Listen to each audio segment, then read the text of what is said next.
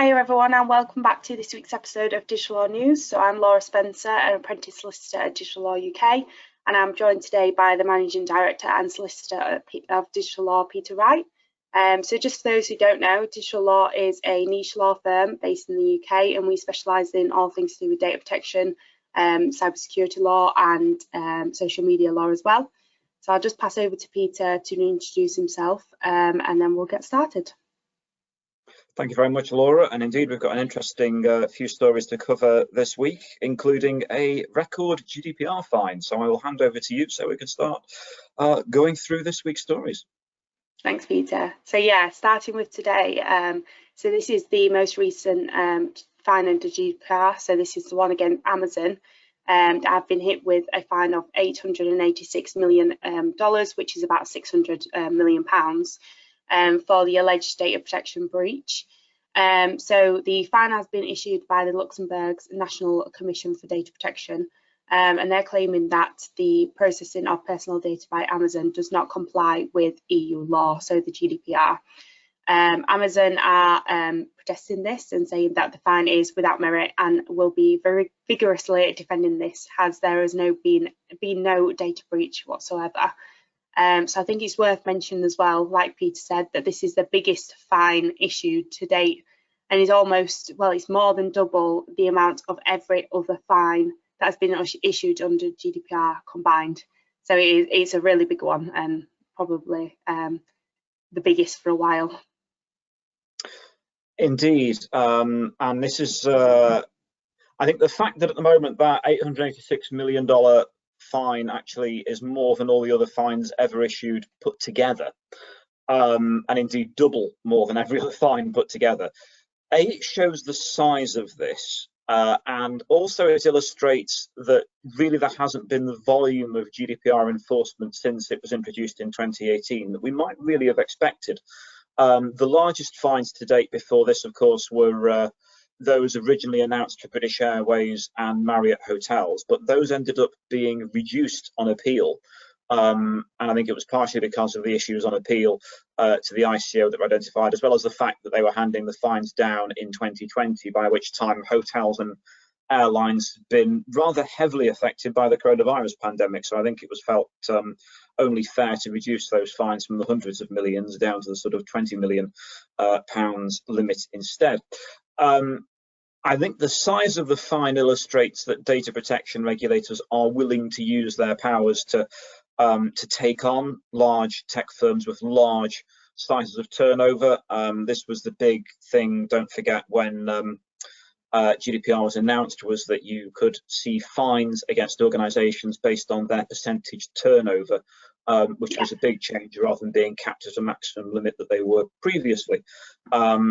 So there was always the thought that there could be fines in the hundreds of millions of dollars or even billions of dollar scale for companies like Amazon, Apple, Facebook, etc. And sure enough, that's what Luxembourg are now saying. The interesting thing here, though, is the lack of transparency. There is not an awful lot of information in the public domain with regards to exactly what Amazon have been fined for. And it is clearly the case that Amazon are mounting a very vigorous defence. And yeah, I think we do have to bear in mind the fact that Amazon are, you know, not short of the money when it comes to wanting to instruct as big a legal team as possible to fight their corner in the instance of an appeal.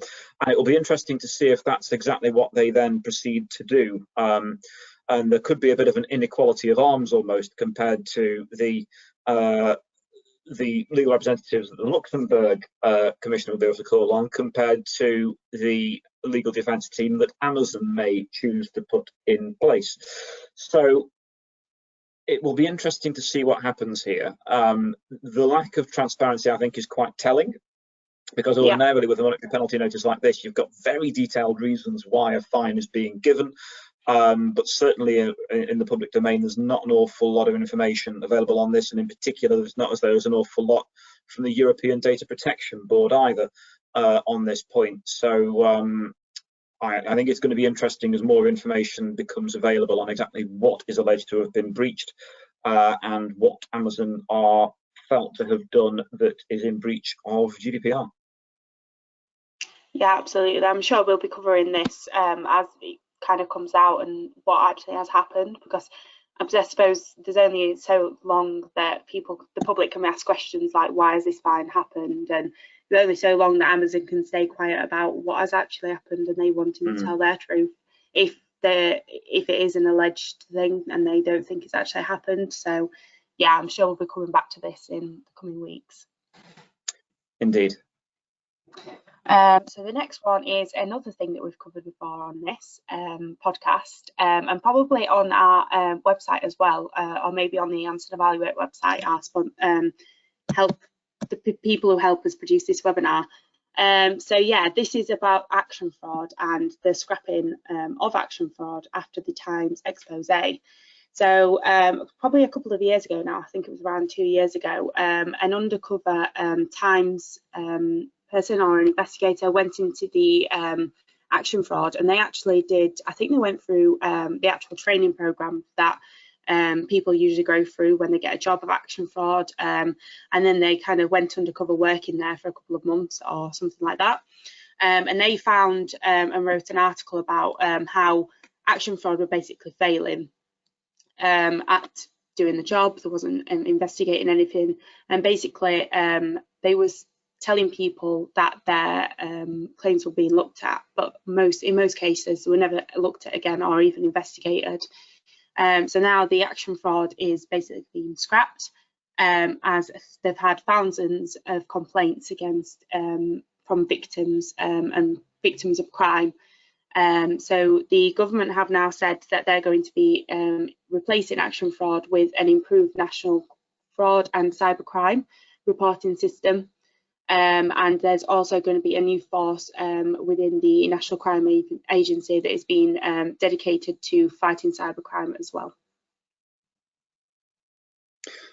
Yes, so this is a slightly scary thing here is it's taken the best part of 2 years since that expose in the Times for the government to get around to actually taking action on this, when it was clear that the service being provided by action fraud was not reaching acceptable standards. That investigative reporter went in, they took in a camera, they took in a mic so they could record what the conversations in terms of what other operatives at the action fraud were saying. And basically they were just taking reports, listening to people on the phone, putting it on the system, giving them a crime reference number, and that was it. And this is indicative of the approach seemingly of law enforcement, whereby they seem to think that just because the majority, well, or certainly an awful lot of the losses that people sustain from cyber crime are often insured. Certainly at a business level, it's often insured. And very often, for those who say they find that their bank account is compromised, very often the bank, depending on the nature of the fraud, will then compensate the individual who's been affected. Though this, I hasten to add, this isn't always the case, and some people are left with massive losses. It's become more and more of, I think, a hot political issue, because during the last year we've had loads of people working from home, loads of people who are working from home carrying out business-related activity, large amounts of personal data, important sensitive data, everything from bank sort codes and account numbers to medical records and who knows what. All that sort of information then being passed over home networks that are not secure and not behind all the firewalls and security measures that an organisation would normally have if its staff were working in the office. And this is actually a good reason why, and the government hasn't yet looked at this, but they're currently trying to encourage people to go back into the office and go back to work.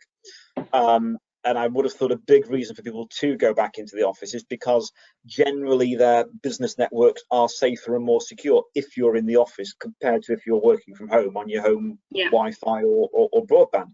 So, you know, more businesses have been affected by this, more individuals who have been trying to undertake everything from banking to accessing other things and buying things online rather than going into shops over the course of the last year, have meant more transactions, more scope for fraud to happen. And action fraud, which we knew was, you know, on its knees anyway, has simply been overwhelmed, can't do the job properly. But I think that the slight thing we have to be careful of here is this just whitewashing? Oh, we'll get rid of action fraud, We'll set up a new body that people can report these things to. But there's precious little in here about, well, what are you actually going to do about it? How are we going to take on the fraudsters? How are we going to make sure that they actually get caught and then receive appropriate sentencing to put them off doing this again? Precious little about that.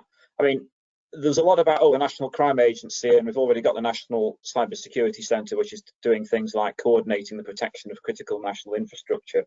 But, it's a shame that everyone can't receive the same level of attention that critical national infrastructure does.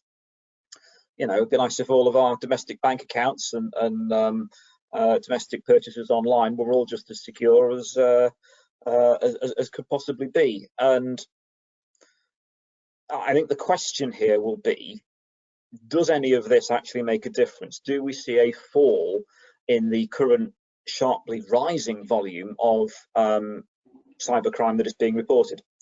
Yeah. I'm almost of the view that if any political party at the moment turned around and said, we're going to do something about cybercrime, it affects so many people that I think actually you'd see a groundswell of support in favour of that party, because at the moment no one's talking about it. They're talking to themselves rather than actually talking about what things affect people every day. And this sort of thing affects more and more people every day, when more and more people have been corralled into having to do their business online, whether they like to or not. I mean, let's face it, if you want to book a medical appointment now, go online, use the app. Have you got coronavirus? Have you been pinged? Check the app. We're being forced online whether you like it or not, and the risks from cyber criminals are becoming greater and greater. But it's almost like the government's just got its head in the sand going, la la la la, if I just keep on making a noise, no one will actually notice that we aren't doing anything about this. So let's hope there is some concrete action and some concrete money behind this. I mean, Laura, we were talking about this, and I think you were saying that there is very little in the way of actual resources amongst law enforcement actually spent on going after cyber criminals. Yeah, so I think it was actually in this article or a previous article that was written about this, but there's only around 200 police officers around the UK actually investigating cybercrime. So yeah, there might be the people who was at Action Fraud basically doing nothing. But there was only specifically 200 police officers around the UK actually looking into this. So they're the people who should be investigating crime and trying to find out what's happened. Yet there's not enough people to cover the wide amount of scale of what actually goes on. Yeah, and it doesn't sort of fill you with confidence when you think there must be about 30 odd police forces nationwide, from the Met to the South Yorkshire Police here, Staffordshire. Each county tends to have its own police force. So if you think 200 officers, that's that's less than 10 people per police force, basically, looking at cybercrime. Yeah. And it's crazy when you think the prisons are full of people who've, could have tried things from armed robbery through to sort of various offences in the real world. So, and they're sort of serving 10, 20-year sentences, where you could be running off with far more money from online crimes, and the police aren't bothered and simply aren't pursuing them. So you could be living a champagne lifestyle on the proceeds of crime, and no one's really bothering to enforce you. Meanwhile, as I say, others are if you try to take a sawn-off shotgun into a bank, if you could find a bank that's still open, chances are you would get caught, and then you would find yourself on the end of a significant sentence. There's a bit of a mismatch there. Yeah, absolutely. Definitely need more resources going into this. Definitely. And I think it will get to the point where the government can't ignore it. As is always the case with these things, it comes to a point where the groundswell of public opinion means you can't ignore it anymore. And I think that point is rapidly approaching at the moment.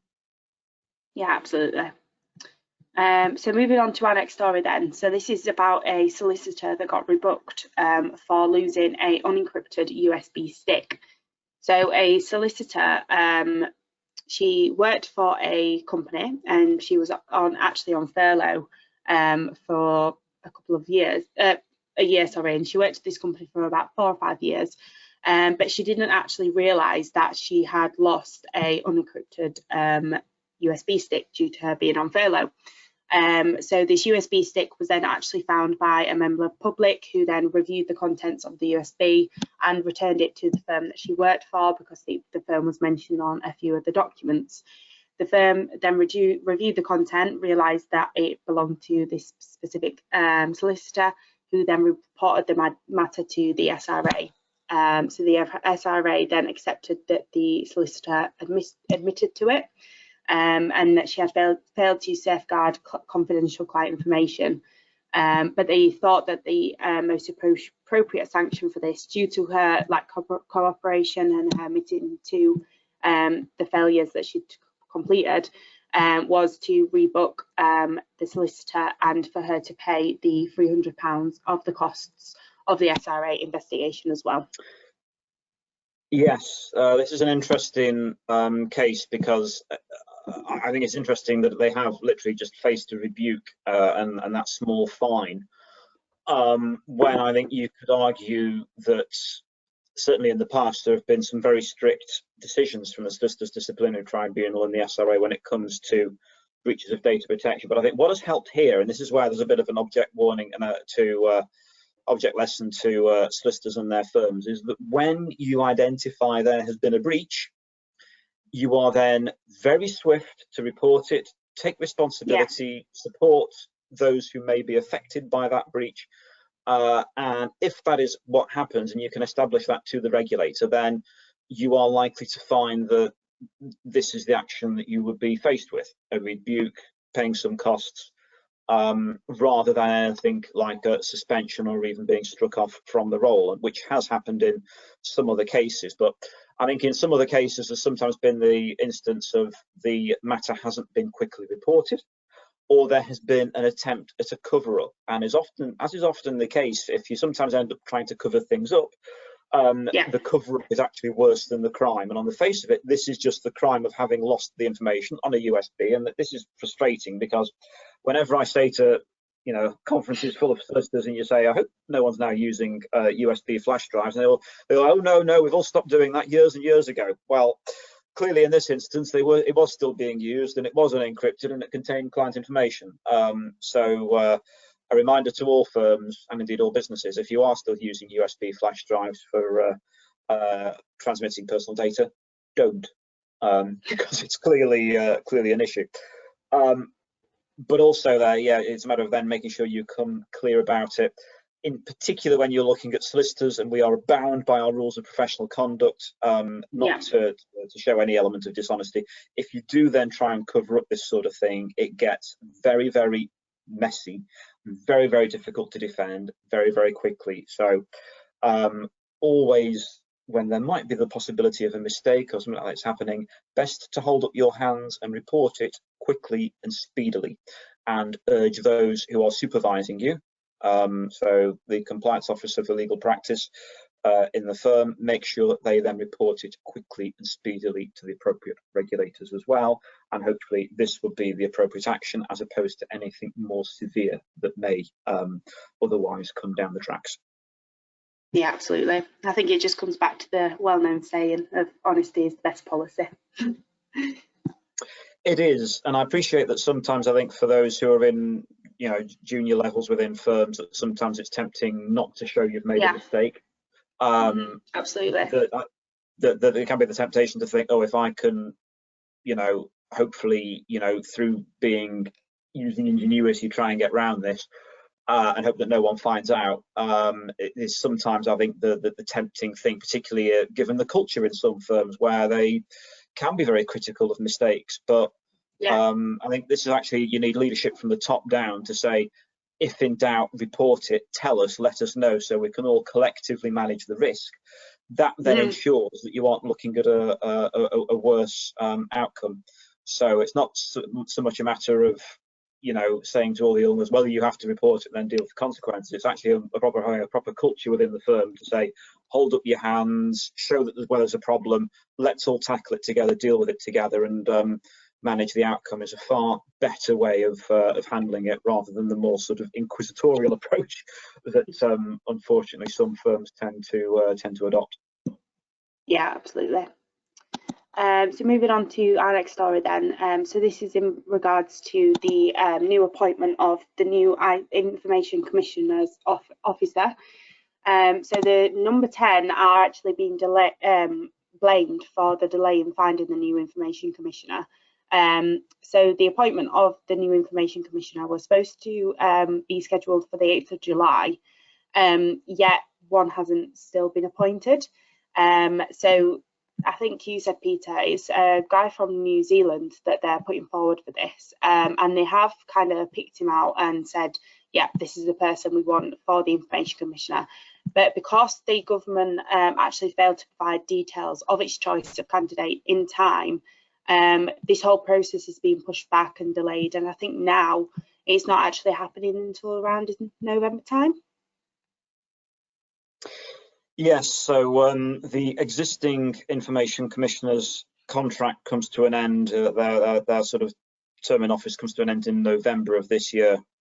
So Elizabeth Denham, who was originally the Data Protection Commissioner in Canada and became the UK Information Commissioner after that, is now going to be moving on. And there have been press reports that a lawyer from New Zealand, who has been a long-standing critic of some of the big social media firms, a chap called John Edwards, he's been tipped to be the new UK Information Commissioner.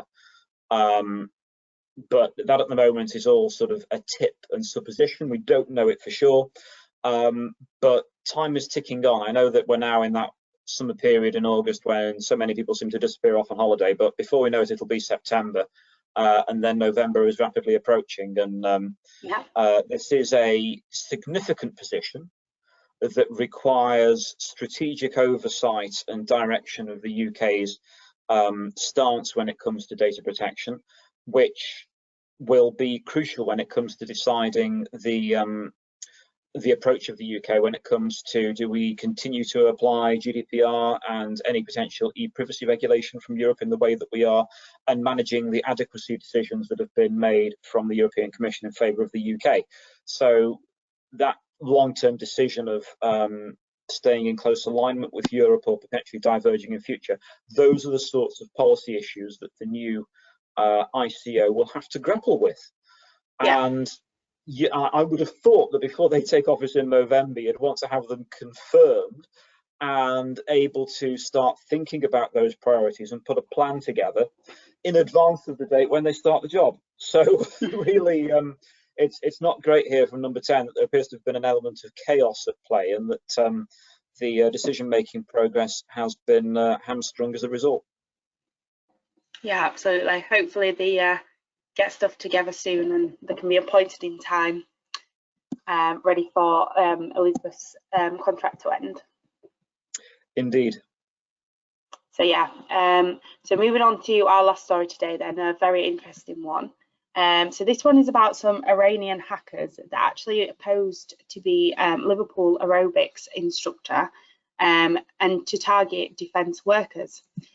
So a group of Iranian hackers have spent years pretending to be a female aerobics instructor living in Liverpool, basically exchanging flirtatious messages with defence and aerospace workers to try and obtain sensitive information. So this is kind of like the typical thing that you see with fake profiles being on LinkedIn that we always warn about the trying to find a way in, of like trying to do some research and find that you've got a LinkedIn profile, and then making a profile and trying to speak to you and stuff like that and find information out that way. But this is just to the extreme of that scale, basically. So the hacker's false identity was actually discovered by Facebook and the cybersecurity company Proofpoint, who have claimed that the operation shows the amount of effort and persistence that Iran actually go to in putting targeted individuals of interest under attack. Thanks, Laura. Yeah, I mean, this is an excellent example of what they call targeted spear phishing. So people might be familiar with that term phishing, where contact is made through social media to try and get in contact and start a dialogue, and then sometimes that dialogue might move from a social media platform to to another communications platform, and messages can be exchanged, and then those could contain links, or could the whole dialogue itself could be designed just to elicit information from the person on the other end. I mean, the idea here of almost the honeypot, the idea of a female agent being deployed by security services to elicit information from a male agent, is as old as the hills. You know, if anyone wants to sit down and watch, you know, the second James Bond film ever made, From Russia with Love, has Sean Connery being targeted by by the Soviets and by Spectre, you know, his stuff's going to be being targeted by you know, using a female agent to try and elicit information. And this is merely the updated version of it, though now it's not quite as glamorous as you know, all taking place in foreign climes and fancy hotels and things. Instead, it's all now done online, with hackers coming up with a female profile on social media to exchange flirtatious messages. Indeed, there's probably not, we haven't got the case here of a sort of, you know, glamorous agent online. It's probably fully clothed men in Iran impersonating a female aerobics instructor and exchanging flirtatious messages with the with UK defence workers. So nowhere near as glamorous in real life. And but it's the fact this went on for years. This is a long-term, targeted attempt to elicit information that's been revealed here. And as you said, it shows the amount of effort and persistence. I mean, very often you see that people engage huge amounts of time in developing online relationships. You know, you only have to look at the MTV show Catfish to see how the great lengths that people will go to when developing online relationships, and then find out that the person they were speaking to isn't actually the person they thought they were talking to all along. But this is now showing that, you know, it's actually being used by state-sponsored actors here to try and obtain and elicit this sort of illicit sensitive information that otherwise should be under lock and key in the control of the Ministry of Defence. So a salutary lesson in, as always, being incredibly careful about people that you don't know who suddenly attempt to contact you online. Yeah, absolutely. It kind of goes back to the basics of phishing and all the training we've done before and the blogs we've put on our website and things like that. Just be careful about who you contact and who you're speaking to. If the profile looks fake, probably is. Exactly. It's just the reference there to Catfish again. There is now Catfish UK, which I can recommend if you're looking for something on a one day to look at. I mean, what's interesting on there is very often, you know, oh, we're going to speak to so and so who's been in a relationship, and they start to talk about, oh yes, this person approached me online, and here's the photo. And of course, the photo is usually a sort of incredibly glamorous shots of someone from Instagram, where, you know, it's either the chisel good looks of a model sort of thing, and it's either a man with biceps out looking fantastic, or a very attractive, you know, again, model looks. And the minute they say, here's the photo, and you go, well, yeah, that might be the giveaway, I'm afraid. As is always the case. And I kind of get the impression here, when they've gone for a female aerobics instructor, that was probably the case. But if a random connection online looks too good to be true, it probably is. Yeah, absolutely. So yeah, that's everything that we've got time for today. We will be back next week for some more stories. But for now, we just want to remind you of our legal data protection toolkit for legal practices that we've still got on sale for around £100, which is about 50% off from its current price. So this contains a whole load of information, checklists and different things to help you and the firm become legally compliant. So I don't know if you want to say anything more about that, Peter? Yes, this is our data protection toolkit for law firms, but also works for other sort of any other highly regulated organisation or industry. where we basically look at taking the standards that GDPR is looking for and then working out what compliance with that looks like in practice. GDPR is great at saying we want you to work at this level, but it doesn't tell you how to achieve it. This manual does. So it's forms, templates, checklists to help you with achieving a good level of compliance and demonstrating compliance to regulators. All the tools, all the hints, and all the help is there. Hopefully, it's written in clear, plain English as well. So yes, that is at a discounted rate. And if you're interested, please do drop us a line. Yeah, absolutely. We just want to say a big thank you to Anson Evaluate as well for helping us produce this webinar. So just for those who don't know, Anson Evaluate is an online training and consultancy business. They provide a lot of training to businesses all around the UK and have basically provided a lot of training around cybersecurity, data protection and other things as well, even blockchain and things like that. And they also help businesses get their own webinars running and also things like that as well. So if you are interested in any of those services, you can visit the website, which is just www.ansonevaluate.com, or drop them an email, which is just ansonevaluate@admin.com as well. Indeed. So if you'd like or to have a webinar organised within your organisation or a podcast, Anson Evaluate can assist with the delivery of those sorts of products and services, which are, let's face it, very helpful in our ways of working now, which are more distributed, where we've got workforces more distributed rather than in the office now post-pandemic. So if you're looking to master those forms of online communication and online training, then please do get in touch with Anson Evaluate. Yeah, absolutely. And if you go onto their website as well, they do have a lot of good blogs available on all kinds of things, different type of news, some of the things that we cover in these podcasts as well. So it's definitely worth having a look. So yeah, thank you everyone once again for listening. We will be back next week for another episode. Just to remind you all, this webinar and podcast is available through our YouTube channel, on podcast channels as well, and also on our website. So thank you once again for listening, and we hope to see you again next week.